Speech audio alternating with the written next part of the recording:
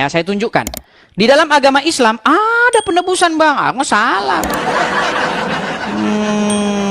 Ya, kita akan tunjukkan bagaimana orang Yahudi dan Nasrani jadi penebus dosanya orang Islam. Wah, begitu bencinya kalian sama orang Yahudi dan Nasrani, Bang. Nih, lihat nih. Ini hadisnya, Bang, ya. Nih, dari Abu Musa Al-Asy'afri radhiyallahu anhu secara marfu, pada hari kiamat nanti Allah menyerahkan seorang Yahudi atau Nasrani kepada setiap muslim lalu berfirman, inilah orang yang menjadi tebusanmu dari neraka. Dalam riwayat lain, kelak pada hari kiamat akan datang satu golongan kaum muslimin membawa dosa-dosanya seperti gunung dan Allah memberikan ampunan kepada mereka. Nih, saya tampilkan lagi hadis yang lain. Ya, Bang, ya. Bagaimana orang-orang Yahudi dan Nasrani jadi penebus dosa. Nih, hadis tentang Yahudi dan Nasrani sebagai penebus dosa seorang muslim. Pada hari kiamat kelak, Allah Ta'ala akan menyerahkan seorang Yahudi ataupun seorang Nasrani kepada setiap muslim. Kemudian Allah Ta'ala berfirman, inilah penebusmu dari siksa api neraka. Betul? Jadi Anda yang bikin dosa, orang Yahudi dan Nasrani yang nanggung. Betul? Berat, saudara. Baru tahu, Bang? Itu tertuju, sebenarnya itu tertuju kepada mereka yang dijajah, diibaratkan ya seperti macet Islam lagi. sekarang.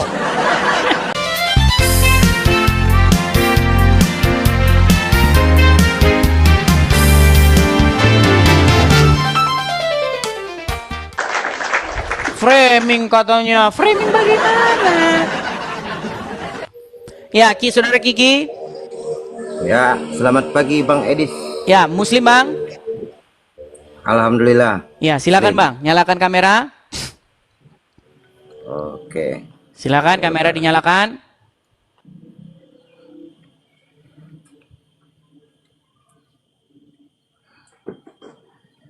Jadi saya ini Bang mau klarifikasi masalah yang tadi. Ya, silakan. Ya, itu Dor. yang surat Al-Ahzab tadi katanya mengharamkan yang halal. Jadi begini, coba abang membaca dengan benar gitu, artinya tafsirnya gimana itu coba. Baik, saya tampilkan ya Bang ya. Abang muslim kan? Ya, muslim. Muslim, baik ya. Saya tampilkan ya Bang ya. Itu bukan surat Al-Ahzab Bang, surat At-Tahrim. Nih Bang ya, nih. Surat At-Tahrim ayat yang pertama. Hai Nabi, bahasa Arabnya nih, ya ayuhan Nabi, ya. Mengapa kamu mengharamkan apa yang Allah halalkan? Allah itu, Bang, dia itu menghalalkan budak-budak perempuan yang dimiliki oleh Muhammad untuk digauli. Halal itu bagi Muhammad. Tapi sama Muhammad diharamkan. Karena apa? Karena Aisyah dan Hafsah cemburu. Iya, maksudnya begini, Bang. Dia mengharamkan itu sebelum ayat itu diturunkan, begitu. Ayat apa? Itu, surat itu. Iya, makanya dia ditegur. Iya, maksudnya ibarat kata dia menegur, kau halalkanlah itu yang sudah aku halalkan bagimu, gitu. Ya, artinya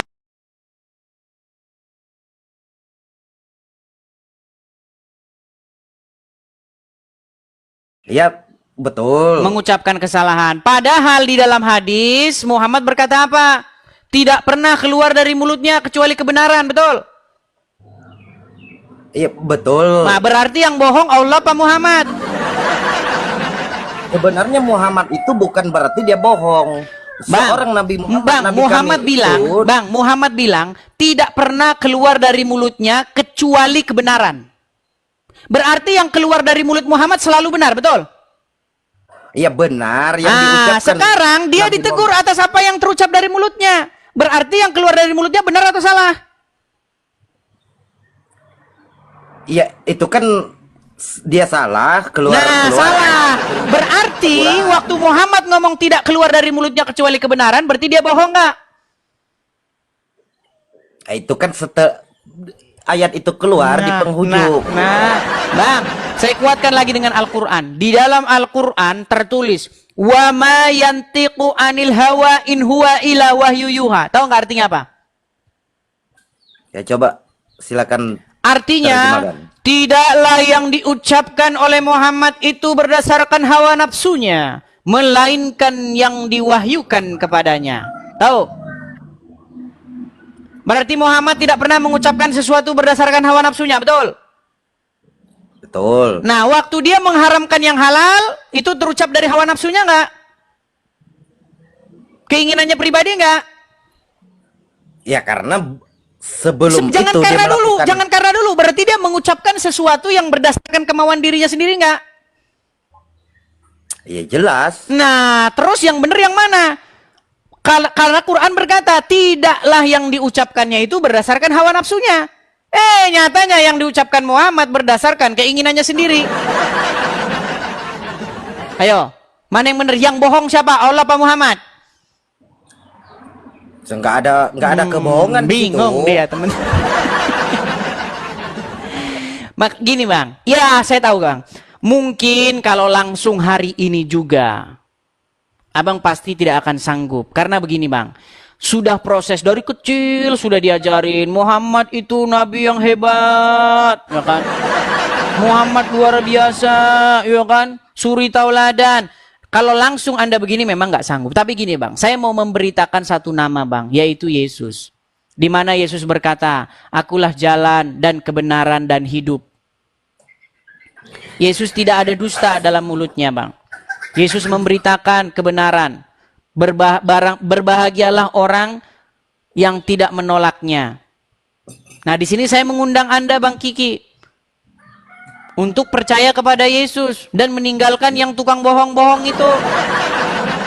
Yang sebentar Maaf, bilang Bang. begini, sebentar bilang begitu. Ya nggak masalah. Sebentar bang, saya mau nanya. Silakan. Sedikit. Itu katanya Tuhan Yesus itu turun ke bumi, rela disalib untuk menebus dosa umat-umatnya gitu. Jadi dalam garis bawah berarti umat Yesus itu boleh dikatakan gak berdosa gitu untuk selanjutnya. Ya, namanya sudah ditebus, Bang. Ya logikanya gini, kok kita yang berbuat, kok orang yang ada yang nebus gitu. Baik. Logikanya begini, Bang. Saya kasih logikanya ya, gini. Menurut Bible, nanti saya akan balik ya dengan ajaran Abang ya. Menurut Ya. Bible, dosa itu masuk melalui satu orang. Namanya Adam. Ya, karena pelanggaran satu orang, maka pelanggaran itu telah menjalar kepada seluruh manusia dan manusia berbuat dosa. Oke? Oke. Dan ada kebenaran yang dilakukan oleh satu orang pula, yaitu Yesus. Nah, makanya Bible berkata, karena pelanggaran satu orang, maka semua orang mendapatkan dosa. Dan karena kebenaran satu orang pula, maka semua orang akan dibenarkan. Jadi begini bang, logikanya begini. Bapa di sorga itu menginginkan standar kekudusan kehidupan. Kesempurnaan hidup. Tidak boleh melakukan dosa. Ya kan? Tapi nggak ada yang gol bang, nggak ada yang lolos ujian itu. Satu-satunya yang lolos, satu-satunya manusia yang hidup benar, tidak melakukan dosa, tidak bercacat celah adalah Yesus. Nah lalu bagaimana logikanya kok kita jadi dibenarkan? Nah artinya begini bang, barang siapa yang percaya kepada Yesus, menjadikan Yesus menerima Yesus, maka yang dipandang di dalam pengadilan itu bukan kita lagi, tapi Yesus yang membenarkan. Makanya di situ bang, Yesus berdiri sebagai pembela. Jadi ibarat kata ini Yesus, kita dibaliknya bang. Jadi makanya orang Kristen itu tidak dibenarkan menurut perbuatannya, tetapi dibenarkan karena dia menjadi pengikut Yesus. Makanya ada istilah dalam Kristen itu, darah Yesus itu menyelamatkan, menebus. Seperti itu bang. Tuh logikanya. Nah sekarang saya balik kepada Anda bang. Anda tahu di dalam agama Islam ada penebusan dosa? Ya kalau kita dalam Islam itu nggak ada kata penebusan Oke, dosa. saya tunjukkan hadisnya tentang penebusan dosa, Bang ya. Nih, Bang ya. Bentar ya, Bang ya. Nih, Bang ya, saya tunjukkan. Di dalam agama Islam ada penebusan, Bang. Ah, nggak salah. Ya, kita akan tunjukkan bagaimana orang Yahudi dan Nasrani jadi penebus dosanya orang Islam. Wah, begitu bencinya kalian sama orang Yahudi dan Nasrani, Bang. Nih, lihat nih. Ini hadisnya, Bang ya. Nih. Dari Abu Musa Al-Asy'afri radhiyallahu anhu secara marfu, pada hari kiamat nanti Allah menyerahkan seorang Yahudi atau Nasrani kepada setiap muslim lalu berfirman, inilah orang yang menjadi tebusanmu dari neraka. Dalam riwayat lain, kelak pada hari kiamat akan datang satu golongan kaum muslimin membawa dosa-dosanya seperti gunung dan Allah memberikan ampunan kepada mereka. Nih, saya tampilkan lagi hadis yang lain. Ya, Bang ya. Bagaimana orang-orang Yahudi dan Nasrani jadi penebus dosa. Nih, hadis tentang Yahudi dan Nasrani sebagai penebus dosa seorang muslim. Pada hari kiamat kelak, Allah Ta'ala akan menyerahkan seorang Yahudi ataupun seorang Nasrani kepada setiap muslim. Kemudian Allah Ta'ala berfirman, inilah penebusmu dari siksa api neraka. Betul? Jadi Anda yang bikin dosa, orang Yahudi dan Nasrani yang nanggung. Betul? Berat, saudara. Baru tahu, Bang? Sebenarnya itu tertuju kepada mereka yang diibaratkan ya seperti dalam Islam sekarang. Bang, kalau orang berdosa tidak mungkin menjadi penebus orang berdosa lah, terus dia bayar dosanya gimana? Yang sanggup menebus itu adalah orang yang tidak berbuat dosa. Bang, yang membenarkan orang itu orang yang benar. Masa orang yang salah mau benerin orang? Yang bisa membenarkan, yang bisa berdiri sebagai pembela itu adalah orang benar.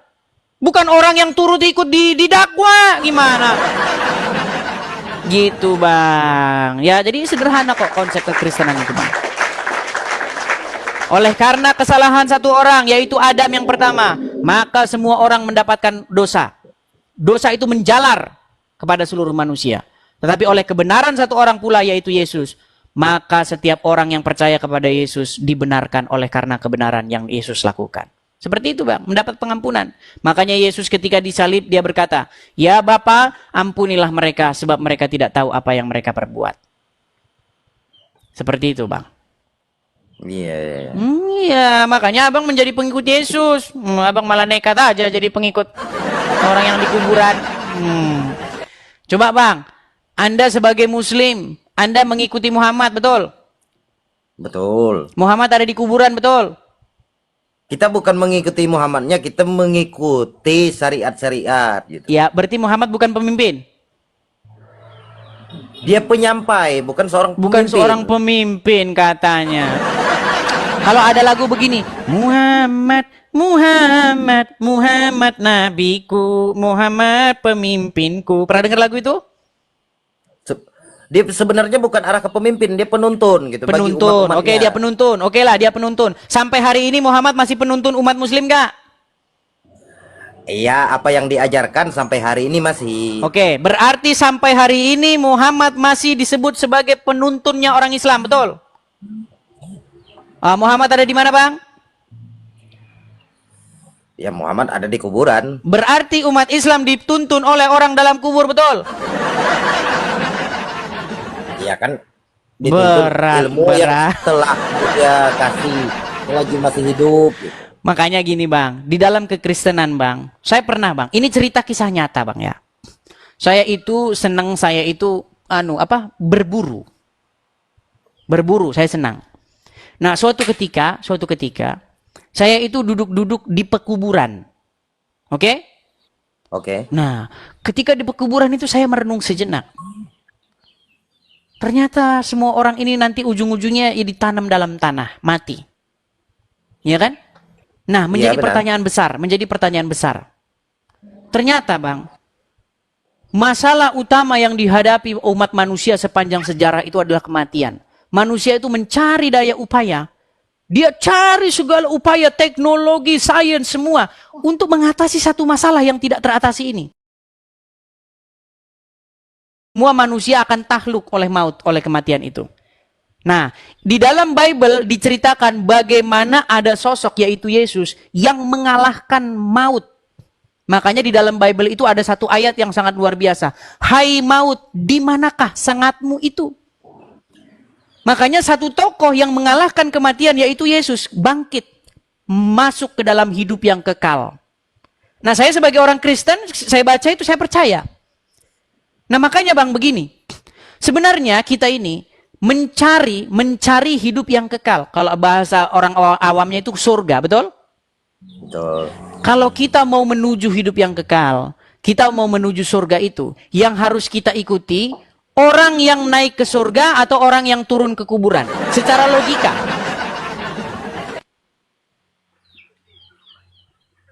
Secara logika Bang, siapa yang harus pantas kita ikuti? Kalau bagi kami Muslim ya para nabi kami lah. Iya, jadi saya gini Bang, saya ingin memberitahukan begini Bang, bahwa kita itu janganlah menyerahkan diri kita ini dituntun atau dipimpin oleh orang mati. Apa kata Yesus dalam Injil? Orang buta tidak akan mampu, tidak bisa menuntun orang buta, karena keduanya akan jatuh ke dalam lubang. Setuju? Setuju. Iya Bang. Orang yang tidak tahu jalan kepada hidup itu dikatakan orang buta. Seperti kita ini orang buta, kita nggak tahu jalan menuju hidup itu, menuju hidup yang kekal. Makanya kita harus dipimpin oleh Yesus. Nah, Yesus telah mengutus Roh Kudusnya supaya tinggal di hati manusia, Bang. Roh Kudus itulah, kalau Roh Kudus tinggal di hati manusia, maka Roh Kudus itu akan menuntun kepada jalan kehidupan itu. Ya kan? Ketika Roh Kudus itu tinggal di hati seseorang, maka Roh Kudus itu akan memimpin, mengendalikan seseorang itu untuk hidup di jalannya. Nah, makanya jadi orang Kristen itu Bang, jadi orang Kristen, Roh Kudus itu harus jadi Tuan, harus jadi Tuhan di hatinya. Harus berdaulat. Yesus juga harus berdaulat di dalam hatinya. Bapa di sorga juga harus jadi daulat dalam hatinya. Nah, sekarang tahu nggak yang berdaulat di hatimu? Yang mengendalikan hidupmu? Yang mengontrol hidupmu siapa? Tahu nggak siapa? Coba pikirin, siapa yang mengendalikan hidupmu? Masuk kamar mandi pakai kaki kiri, keluar pakai kaki kanan, pagi-pagi ambil air, sedot-sedot 3 kali, embus-embus 3 kali. Coba, siapa Bang? Hati. Siapa yang hati. mengendalikan yang bertahta di hatimu sekarang? Iya, dari hati. Iya, Itu siapa yang kalau bertahta di hati. membuatmu seperti itu siapa? Itu perintah. Iya, Muhammad, Bang. Iya, perintah. Iya, makanya saya bilang Bang, ganti yang bertuan, yang bertahta di hatimu, yang menjadi Tuhan di dalam hidupmu. Ganti Bang, dari Muhammad menjadi Yesus. Itu Bang. Ya mungkin ini proses ya, kita nggak bisa langsung hari ini juga macam kita bikin apa namanya bakwan, nggak bisa. Hari itu dibikin, hari itu jadi. Ini nggak sesederhana itu Ferguson, betul? Ya betul. Ya. Iya, jadi mungkin ini butuh waktu perjalanan yang panjang seperti itu. Oke, begitu diskusi kali ini Bang? Ya oke, cukup. Oke. Terima kasih Bang Kiki ya. Selamat pagi. Oke, selamat pagi. Kembali. Ya, begitu ya teman-teman ya. Itulah penginjilan via udara teman-teman. Jadi nggak seperti dulu kita ketok-ketok rumah. Pasti nanti dijawab, maaf saya tidak ada waktu. Nah, jadi kita itu sekarang itu metodenya yang ya murah meriah, ya terjangkau, ya orang sambil nyetir juga bisa, ya kan?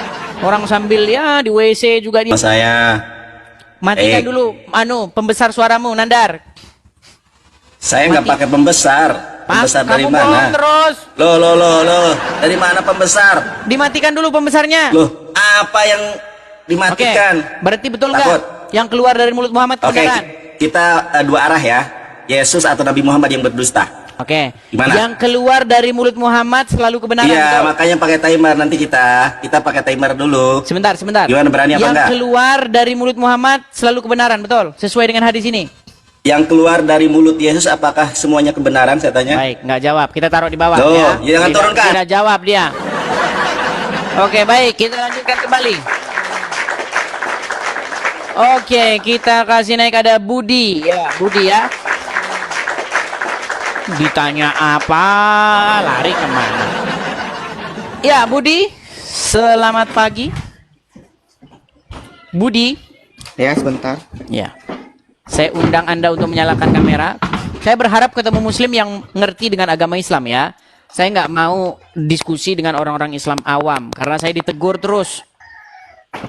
Ya, Oke. silakan Budi. Mana kamera Anda? Halo? Ya, sebentar. Iya, Bang Budi Muslim, Bang. Ya, Muslim. Sudah menyimak dari tadi, Bang? Sebagian sudah. Sebagian. Oke, Anda percaya bahwa mulut Muhammad itu tidak pernah melontarkan sesuatu yang salah? Tidak pernah. Tidak pernah. Sesuai dengan perkataan dia ya. Karena dia berkata, demi zat yang jiwaku berada dalam genggaman tangannya. Tidak keluar darinya, dari mulut ini, kecuali kebenaran.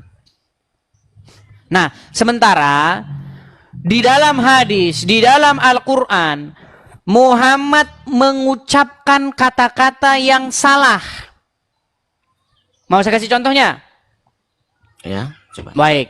Contohnya di dalam surat At-Tahrim ayat yang pertama. Ketika Muhammad bersumpah untuk tidak lagi akan menggauli Maria Kipti. Dia bersumpah dia kepada Hafsah dan Aisyah. Ya. Bahwasanya dia tidak akan mengharamkannya. Dan dia menyuruh Hafsah dan Aisyah untuk merahasiakan itu. Lalu turunlah ayat surat At-Tahrim ayat yang pertama. Bunyinya. Nih saya bacakan. Wahai Nabi, mengapa kamu mengharamkan apa yang Allah halalkan bagimu? Kamu mencari kesenangan hati istri-istrimu? Dan Allah Maha Pengampun lagi Maha Penyayang. Pertanyaan saya, ketika Allah ditegur oleh Muhammad karena mengharamkan yang halal, berarti mulut Muhammad mengucapkan perkataan yang salah atau yang benar? Begini ya. Meninggal dunia. Begini, tunggu dulu sebentar. Ya. Pertanyaan apa tadi pertanyaannya? Pertanyaan saya, ketika Muhammad mengharamkan yang halal, dia bersumpah untuk tidak lagi menggauli Maria Kipti. Dia ditegur oleh Allah, betul? Berarti yang halal tadi apa? Apa yang dihalalkan di situ masuk? Yang dihalalkan itu budak perempuan. Muhammad itu Halal. boleh menggauli budak perempuannya menurut Al-Quran. Siapa bilang? Dari mana Anda mengatakan itu halal? Kata Al-Quran. Al-Quran yang mana? Baik, saya tunjukkan. Waduh, memang pantesan masih jadi orang Islam, Bang. Dengar dulu, iya. Saya tunjukkan suratnya. Saya tunjukkan bahwa budak itu halal bagi Muhammad.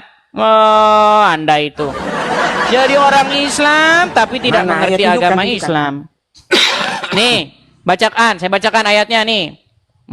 Nih, saya balik dulu kamera saya. Lihat. Ini surat apa, Bang? Surat Al-Ahzab nomor 50. Ya lagi lah. Ya. Nah, di dalam surat Al-Ahzab 50 ini artinya terjemahannya nih. Hai Nabi, sesungguhnya kami telah menghalalkan bagimu istri-istrimu yang telah kamu berikan mas kawinnya. Dan hamba sahaya yang kamu miliki, yang termasuk apa yang kamu peroleh dalam peperangan. Sudah cukup, kembali ke hadis. Oke, berarti halal nggak Muhammad menggauli budak? Kembali dulu ke hadis tadi. Apakah peristiwa Hadis itu tadi. mana yang duluan? Hadis tadi katanya.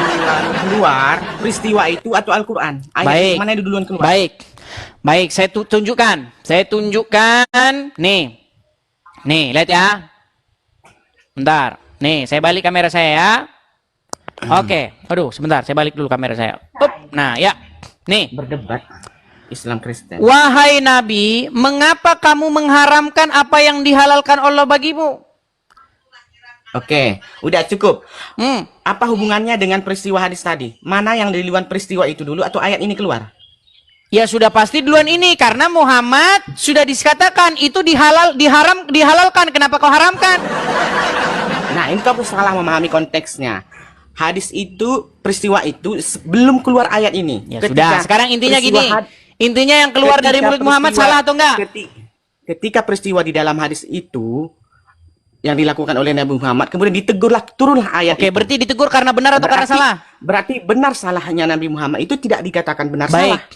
Karena Muhammad ditegur, sebentar Bang. Muhammad ditegur karena yang keluar dari mulutnya itu benar atau salah? peristiwa itu, Bang, yang ditanya, dengar Bang. Dia ditegur karena mengucapkan kesalahan atau mengucapkan kebenaran? Salah.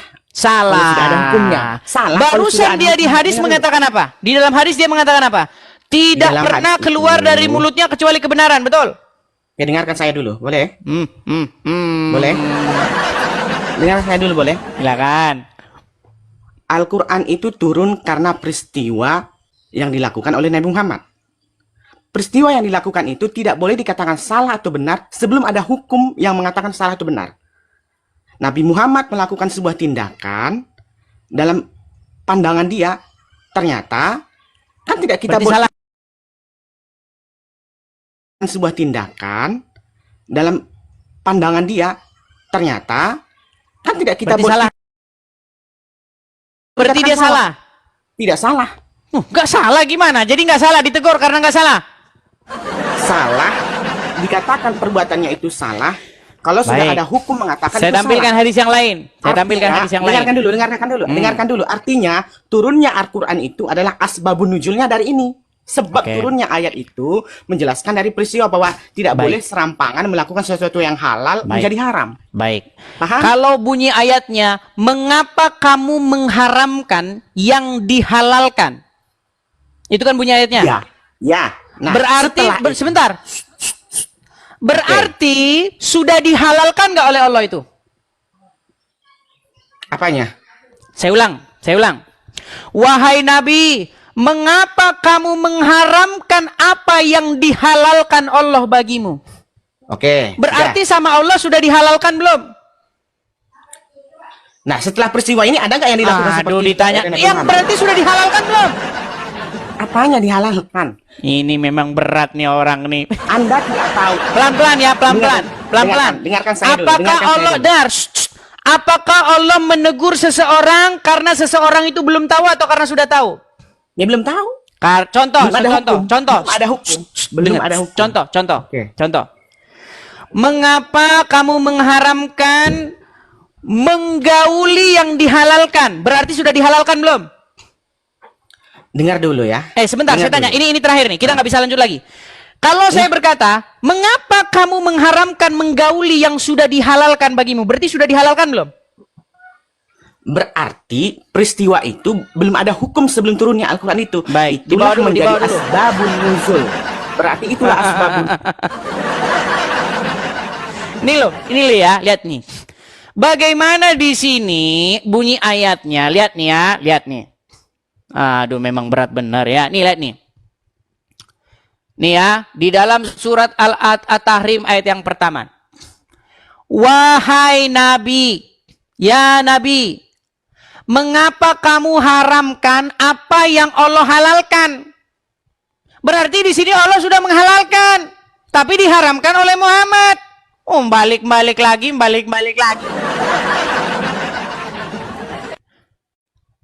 Kamu mencari kesenangan hati istri-istrimu. Dan Allah Maha Pengampun, Maha Penyayang. Nah, di dalam tafsir-tafsirnya, lihat nih. Ya. Nih. Teguran, nih, lihat nih. Menegurnya ketika beliau melarang dirinya untuk menggauli budak wanitanya. Karena telah bersumpah tidak akan menggaulinya demi menjaga kasih sayang Aisyah dan Hafsah. Dan Rasulullah berpesan kepada Hafsah untuk tidak menceritakan kepada siapapun tentang sumpah ini. Ditegur dia. Allah nggak senang Muhammad mengharam-haramkan budak. Orang itu sudah dihalalkan kok. Oh, kamu nekat yang nyata.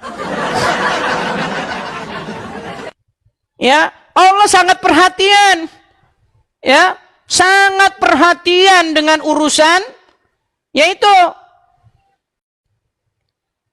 Jadi ketika Muhammad mengharamkan menggauli budak wanitanya yang cantik jelita yang namanya Maria Kipti, langsung dia ditegur. Oh, kamu nekat yang nyata tidak tahu ini. Kata siapa itu katanya? Lihat Abdul, lihat nih Abdul. Tafsir Al-Madinah Al-Munawwarah, Markas Tadzim, Al-Quran di bawah pengawasan nih. Ini banyak nih tafsir-tafsirnya. Buka aja nih tafsir web. Surat At-Tahrim ayat yang pertama nih. Nih, berbagai macam tafsir nih. Nih, baca nih. Nih, dikatakan bahwa Rasulullah suatu hari meminum madu di tempat Zainab binti Jahzi. Nih. Banyak ini, nih. Tuh. Banyak tafsir-tafsirnya. Intinya Muhammad ditegur karena apa yang keluar dari mulutnya, yang diucapkannya. Padahal di dalam hadis Muhammad berkata ini, nih hadisnya Muhammad berkata apa? Nih, saya tunjukkan sama kalian biar kalian paham ini permasalahannya, duduk perkaranya nih. Yang bagian bawah sendiri nih.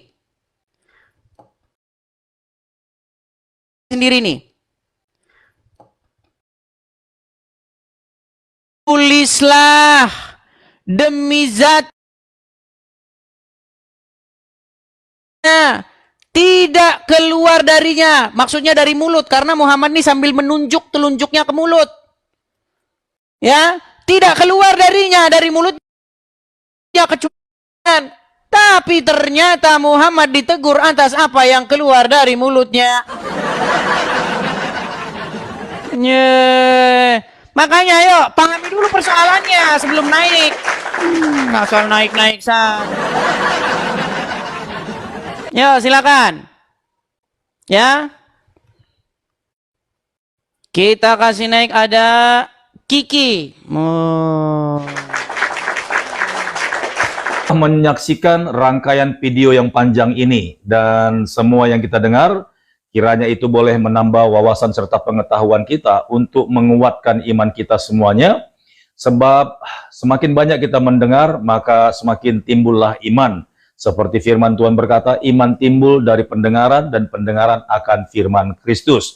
Dan mari kita ambil hikmah yang terbaik dan kita harus membuktikan dan melakukannya sehingga orang-orang di luar sana semakin mengerti maksud daripada setiap firman yang mereka selama ini pertanyakan, maka dalam kehidupan kita lah menjadi faktanya, sebab hidup kita ini adalah suratan terbuka bagi orang-orang yang belum percaya. Sampai jumpa di video berikutnya. Tuhan Yesus memberkati. Shalom.